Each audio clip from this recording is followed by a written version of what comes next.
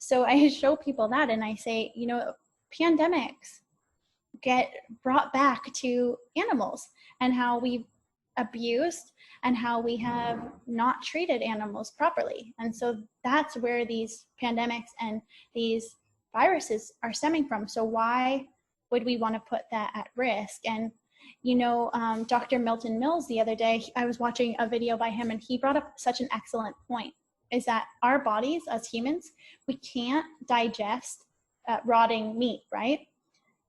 But carnivores can. But if we can't digest rotting meat, and that's the cause that of many times is contributing to these viruses, then why would we ever put ourselves at Are that you risk? ready to live the life you deserve? Do you want to feel vibrantly healthy and reach your optimal weight without dieting while being kind to animals and the planet? Then you're in the right place at the right time.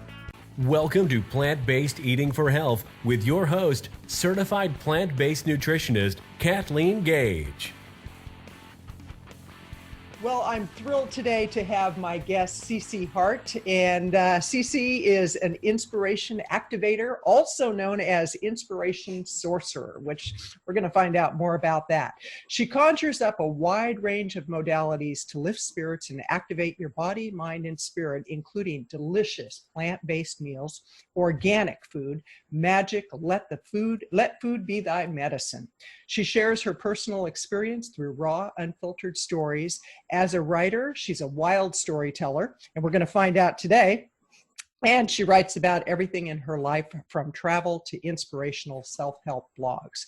She's an energetic intuitive and has a passion for the health and wellness realm, and pulls from effective strategies to fill your life with love and inner bliss. She also is part of a very dynamic environmental health tech company, Seeds, that's motivating users to save the planet as a health and relationship wellness advisor, lovingly called Community Catalyzer. Well, CeCe, great to have you here.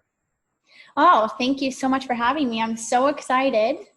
Well, I'm curious about, first of all, let's start with Seeds. What is Seeds? Seeds is a really beautiful concept that's focused around regenerating the planet. And so we call it a movement more over than a project or organization or business, because it's decentralized and it's just honing in on people that are passionate about the planet in whatever capacity that might be. And so for me, being an environmental advocate, obviously, and for caring about what comes in our generations forward, this has been a really exciting project to be involved in. And so I'm so thrilled to every day be able to show up and help people get activated into their own health and wellness, and always telling them what the benefits of a plant-based lifestyle could bring, not only to our physical health, but also to the health of the environment. So Seeds is primarily an app. It's an app, we call it the Passport.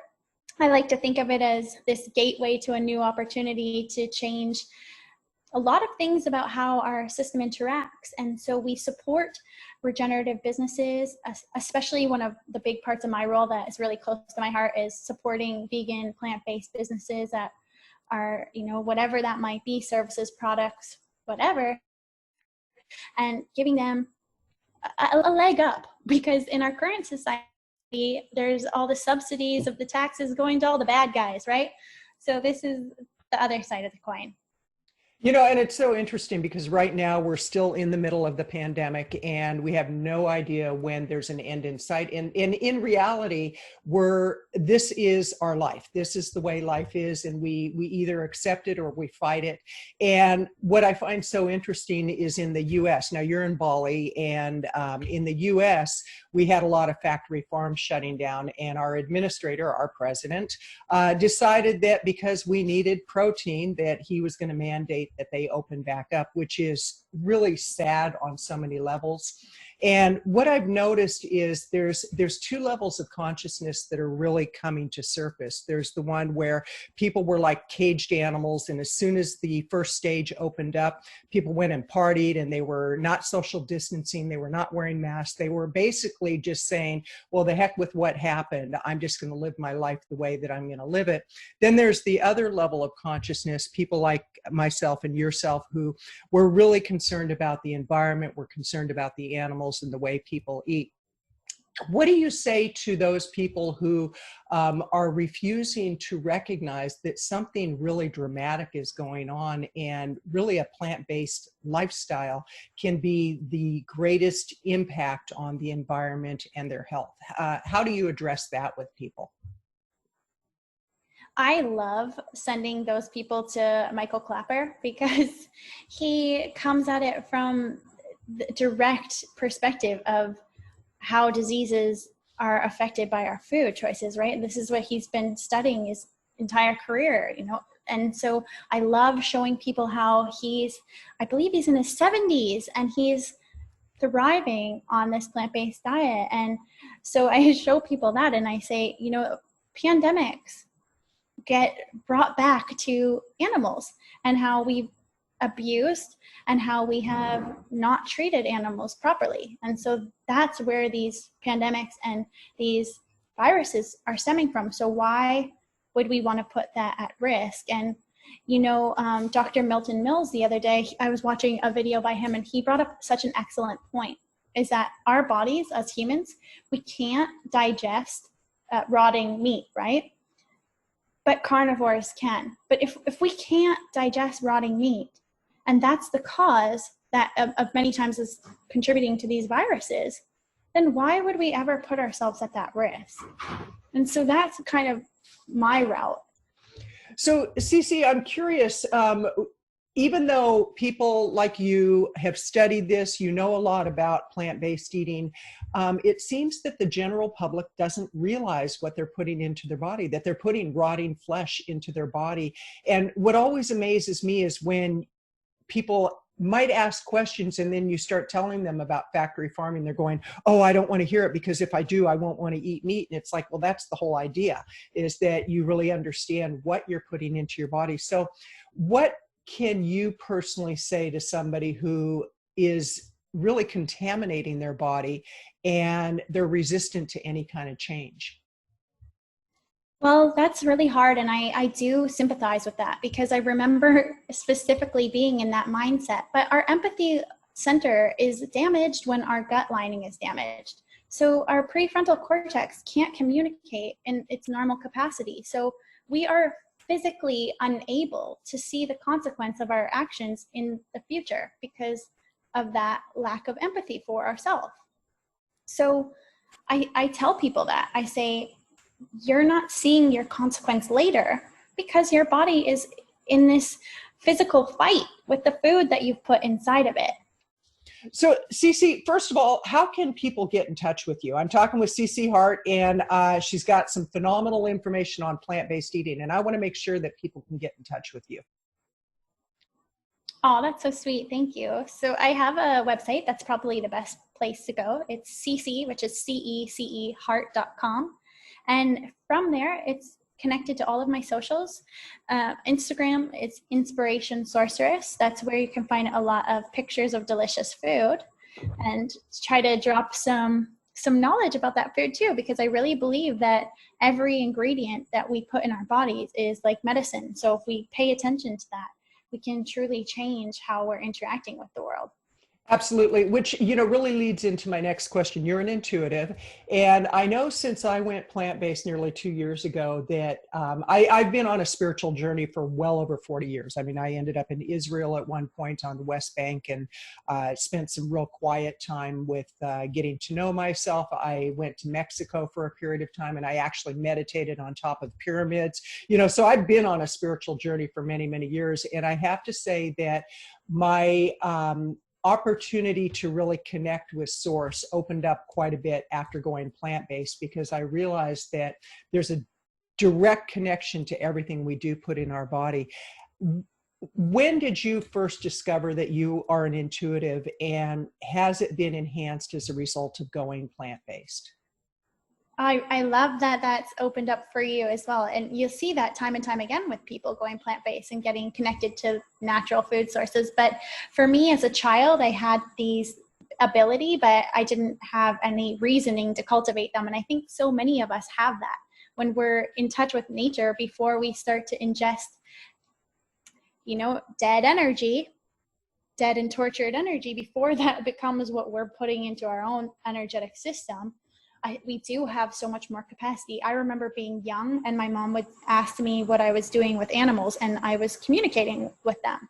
Now, to what capacity, I don't really remember because this is when I'm young, but some sort of translational system where we're recognizing at least each other's emotions. And so animals would always come up to me, whatever they were, squirrels especially. And so when I went plant-based, it's like something just completely cracked open and it all flushed back into me. And the longer it's been with this, vibrant, fresh, alive food, the more and more that opens up. And I really think that that's a side benefit. It's something that maybe you don't expect to come, but it can really change your entire existence. And that's where compassion is driven out of too, is when you can connect on another level, an energetic level with other beings, and not just living beings, not just animals and humans, but also trees and nature. And when you see that and you connect with that and the living world and the wind and the elements, when you get into that, then I think that you've really reached this extreme capacity that I believe we all have within us, but we're just subduing because of our dietary choices. Right. Well, one of the things I invite people to do when they're they want to make a change, but they're somewhat resistant, is I ask them to meditate on where that food first came from, what they're putting on their plate first came from the point of conception, quite seriously, and the forced conception, and then the whole factory farming process. And even thinking about it really pains me. And yet I think oftentimes people need to go on a deeper level of understanding that there's a whole process that brought that piece of meat to your plate. And oftentimes once they do that, they'll never want to consume meat again, the dead energy. And I remember when I actually was in the grocery store about 6 months into my journey with plant-based eating, I walked by the meat department and had no intention of getting meat, but I was walking by to go to another section, and I had a visceral response. I could hear the screaming, I could hear the pain, and that made me even more committed to putting the word out and raising awareness around this. And what can people do to actually increase their ability to tap into their intuition once they do go plant-based? What are some of the strategies that you teach people? So for me, it was a seeing is believing kind of experience that got me to where I am. And so I was, I had the benefit of being in Central America looking for elders and the ancient ones to learn that from. But when I was able to see it, I was very skeptical in my scientific mind, thinking, because we're so detached from all of that and desensitized from all that. So I questioned everything in almost a obnoxious way for a long time. So I recognize that with people, and I try to bring them into the emotion of it. And for what I really believe is that if you go one day where you don't eat any animal products, feel into that. And like you said, I loved working with meditation too, and bringing in the energetic emotion of that, and seeing where someone is at. So I work with colors and meditations that are guided into different areas of the body, because a lot of people have pain and inflammation in their gut and their lower 3 chakras, if anybody's into that kind of energy work. But they'll find that a lot of times there's pain and suffering stored within them. So I work with them to find that. And it's like, oh, well, what did you eat yesterday? Let's follow that. I love working through things step by step and going back and back and back, because trauma is stored in those far back spaces usually. So what you ate yesterday, let's talk that through. And so let's say usually it's a hamburger, right? Like that's everybody's big thing. Now, like you said, going back in the emotional state of the animal, because now you've ingested that. And if that animal was alive for, I don't know, 5 years, you have 5 years of potential suffering, rage, anxiety, fear that you've just put in your body. And it's stored in your cellular level, in your tissues. And now you have this pain manifesting.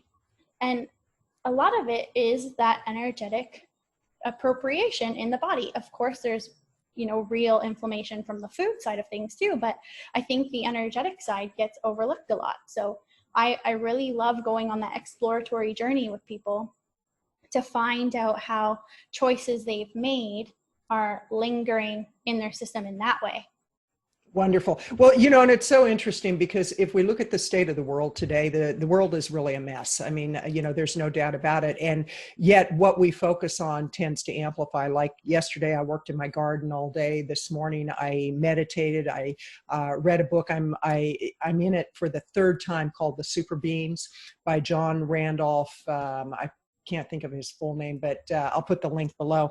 And it's all about really tapping into that deep place inside of us. And I got myself into such a calm state, and I was thinking about all the people that are in really busy areas and the people that just wake up and start their day and they don't really get grounded. And a lot of people are going to listen to this particular interview and lots of interviews that I do, and they're going to say, well, this is too wacko, this is too woo-woo, this is too out there. And how do you address that? Because if you look at the craziness of the world, I mean, that's pretty wacko, that's pretty weird, that's pretty out there. And there is a solution, and yet many people don't want that solution because it takes effort. So how do you talk, what do you say to those people that say, well, this is a little too weird, this is too woo-woo?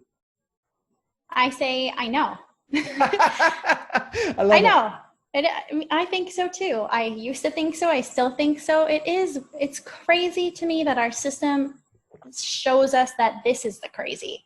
How is ingesting dead animals that is inflaming our bodies, making us, our minds completely shut down and giving us Alzheimer's and dementia and autoimmune diseases and diabetes and all of the cancers? How is that normal? And how is what I'm talking about crazy? I'll tell you why. Because we've been programmed, and there's been subsidies so that it's cheaper, easier, faster, convenient for us to eat in such a way that's blocking this potential for us to understand that this could be normal and natural. So if you're not able to see that, well, of course, you literally have a blindfold on that someone else tied on for you when you're born, but you've kept it there.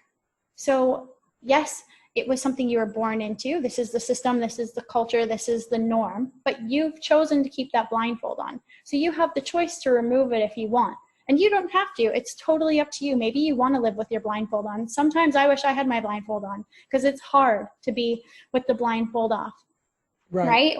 To see all the suffering and to feel that. But the thing is that if more of us decided to come together and support each other, like you and I right now, we've connected.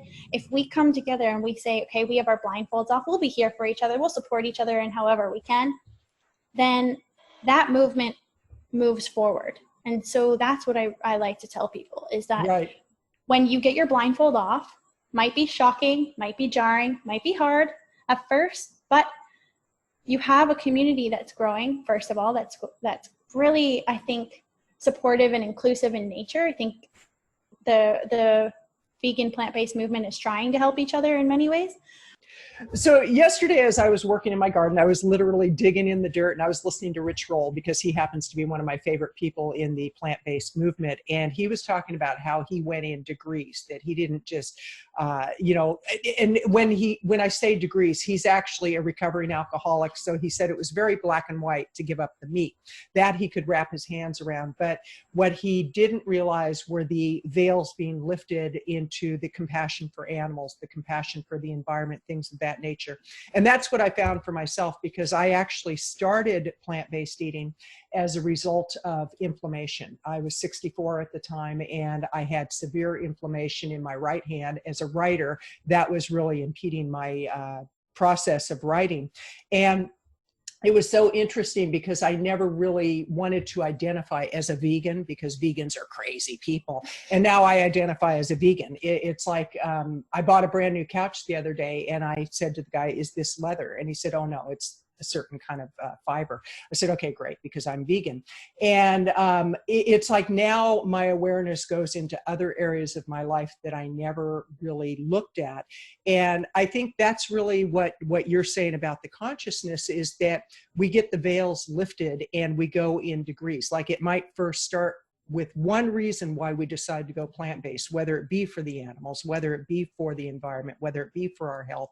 What do you find with the people that you work with?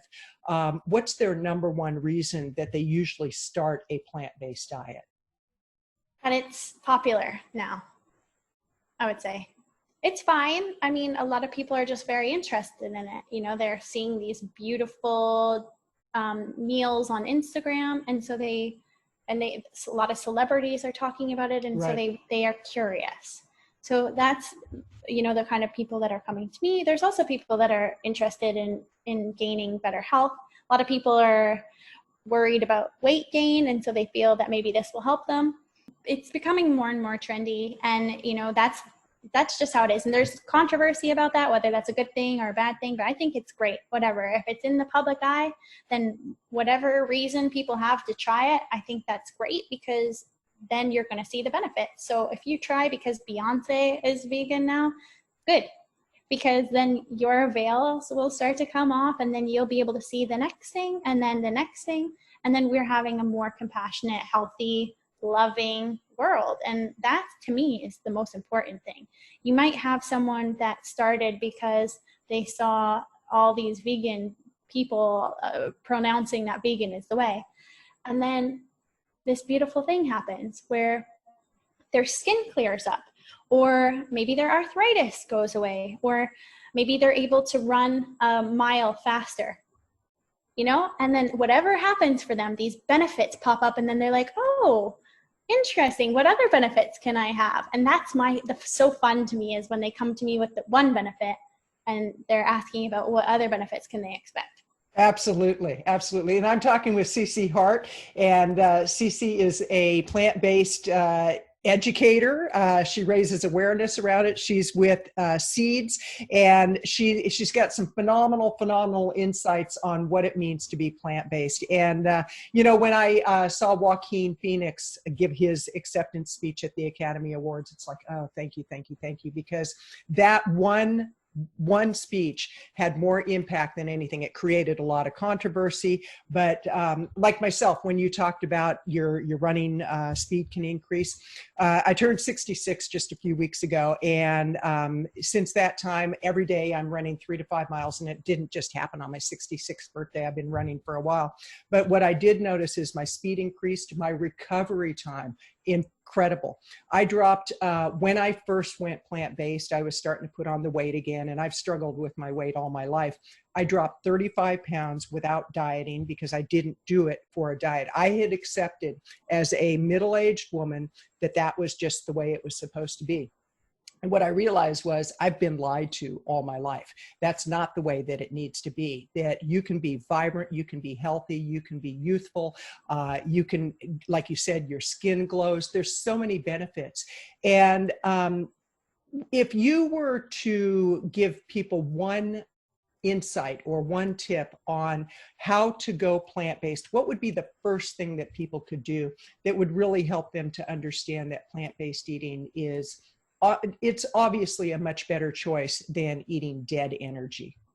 So if you could have a really delicious vegan meal, then that would normally sell it for you, because people are very concerned that they're going to have like disgusting, gross salads. And so I find that if they see by eating it, if experiencing that, something delicious, then that will give them more of the vigor to say, okay, this is possible. So I ran a contest last year with 22 participants for 22 days to do the 22-day challenge. And so I had everybody eating vegan, and they had to send me little pictures with timestamps. Like, so they had to write the date and time on the picture and take the picture with their food. And so I verified it all. And so I had all these participants eating vegan food.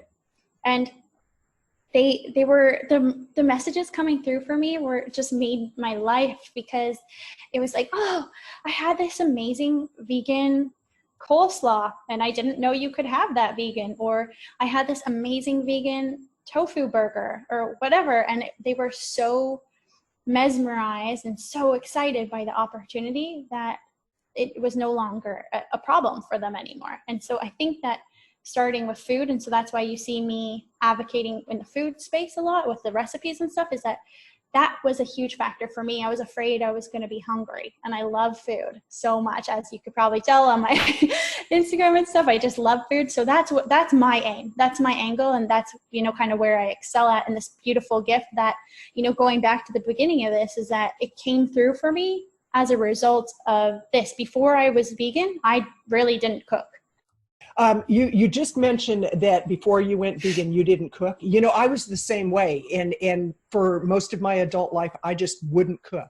And I discovered how much I enjoy cooking plant-based meals. And I cooked some, like the other day, I did stuffed bell peppers, and I cooked for my mother-in-law, and she was like, "Oh my gosh, this is so tasty." And it's amazing because the meals I make now are much more, it's a much greater variety and much more flavorful than ever before. So tell us about your favorite recipe. What's like if you had only one meal you could cook, what would it be? Oh, Kathleen, that's so hard. If I could put it into one category, because I couldn't possibly have one recipe. I love creating pizzas. I love it because I come from Italian heritage. And you have to think, for me, that means I get to make the crust, and I make it gluten-free. So I make the crust from scratch, and then I make the cheese from scratch with nuts and soy and all kinds of different things, sometimes potatoes. It's so fun. And I make these crazy, epic, really tall pizzas of all kinds of stuff, because that was my number one food. I'm kind of embarrassed, like cowering. That was my number one food before. And so that's really my passion art, is making Wonderful. different pizzas. And now, one question I forgot to ask you is, how long have you been vegan?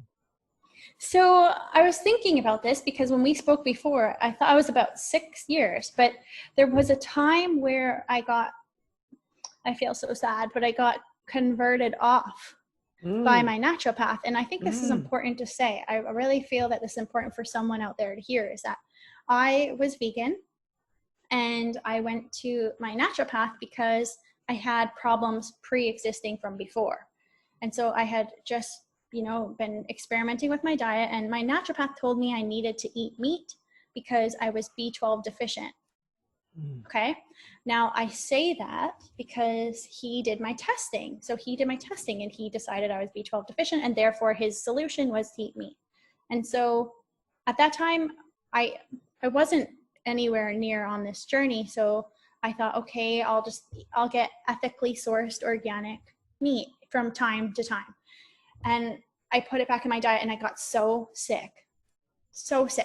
And so I took it back out, and I thought, I'm just, this can't be right. Got into my own research. And then by being on a fully vegan, plant-based, like organic diet, guess what? All of a sudden, I am not B12 deficient anymore at all. So there's a huge movement that vegans are B12 deficient, but that's not actually the case. And so in my personal story, I was B12 deficient before going vegan, now that my B12 levels are normal. And I do take a supplement from time to time, but at the time that I was tested last, I wasn't taking any supplementation. That was just from, organic, plant-based foods from the earth. So that conception can get us into a lot of trouble, and it breaks my heart, because I just saw the other day someone posted that they were B12 deficient, and people told them that it was because they were vegan. And so we can't have that misinformation spread around, because then it's reversing all of this beautiful compassion that's happening, and this healing that could be potentially coming into the world. Well, and I think that's, a nice perspective, is to help people to understand about the compassion to animals, because initially a lot of people nowadays, they're starting because of health reasons, or they want to drop weight. And did you drop weight as a result of going plant-based? You look like you've probably been healthy all your life.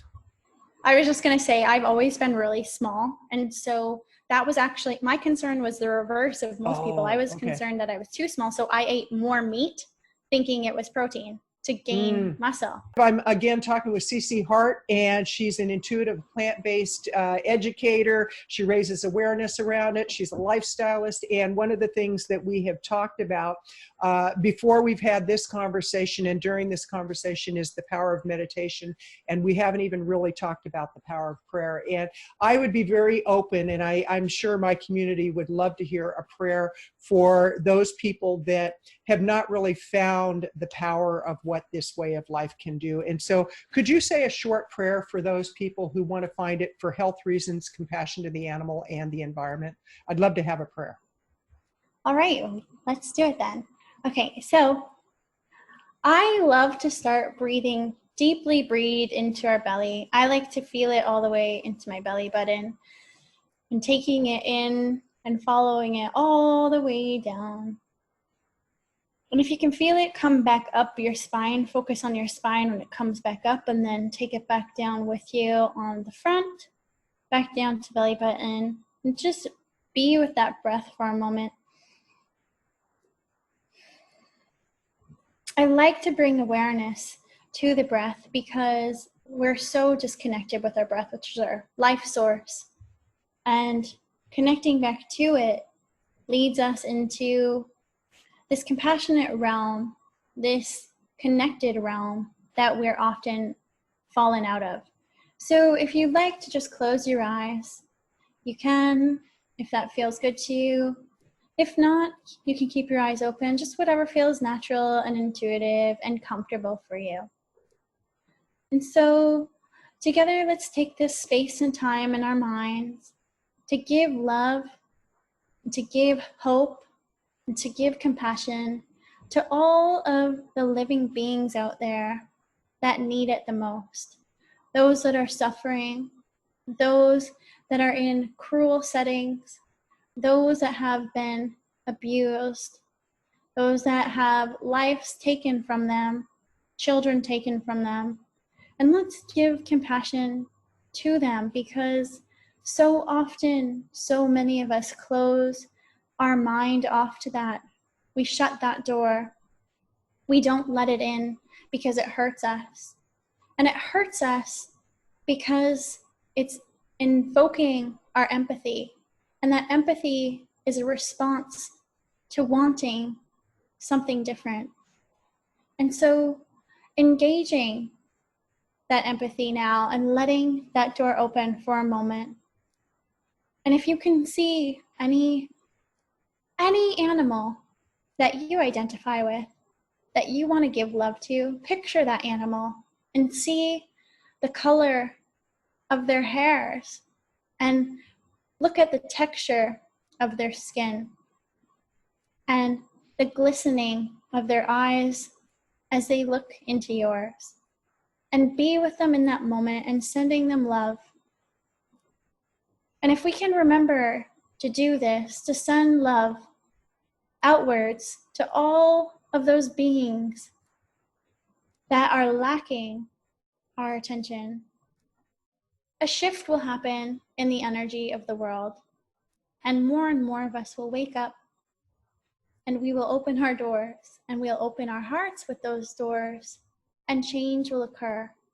And so we ask the universe, God, source, whoever we connect with, to be with us in this moment, to help us to come into our heart center, to lift the veils that society has programmed over our eyes, over our hearts, over our mind, and remove those veils so that we may find our natural, compassionate, empathetic selves that we were made to be. And so with this, I extend love to everybody here from my heart, and I wish for you health, healing, happiness, compassion, and kindness. And so we'll take some more deep breaths, feeling that love rise inside of us from the heart and outwards. We can just visualize all of that beautiful emotion going to wherever it needs to go, putting it out there, and then being thankful for our life and remembering that, because when we center in gratitude and we are really, truly thankful for our life, our presence here, our heart, our mind, our soul, our spirit, when we are thankful for these things, we create the capacity to extend energy out. It builds inside of us, it glows inside of us, and then we can give more back into the world. And so just remember that today. Be grateful for everything. And when you're making any food choices or lifestyle decisions, remember to be compassionate and kind to yourself. And so open up your eyes if you feel so inclined, and if you don't feel that it's time, you're welcome to keep them closed. Namaste. Namaste. That was wonderful. Well, I have been talking with the amazing CeCe Heart from Bali, and she is a plant-based lifestylist, enthusiast, awareness raiser. She's an intuitive, and this has been a phenomenal conversation. We've had some interesting, energetic things going on during this conversation, and we can look at those things in life one of two ways. When we hit a roadblock, we can say, well, obviously I'm not meant to do this, or we can say, how deep is my commitment to raising the awareness around the message that must get out? CeCe, it's been delightful. In closing, is there anything you'd like to say? I just want to thank you so much for your patience and understanding and your vigor to be here and spread this message. I think when we connected, I just felt so connected to you and inspired by the extreme passion that's obvious inside of you. And so thank you so much for pushing through all the obstacles we've been through. And I'm very, very, very honored to have been here with you. Thank you. This is Kathleen Gage with Plant-Based Eating for Health podcast show, and I invite you to go to plantbasedeatingforhealth.com to get lots of great information on what it will take for you to cross that invisible line into the life that will amaze you, it will inspire you, and it will give you the greatest vitality that you've ever had. Have a great day. Thank you for your commitment to an ethical life through plant-based food choices. The kind of choices that are kind to your body, the environment, and most of all, animals. Be sure to leave a review and rating of the Plant-Based Eating for Health podcast show.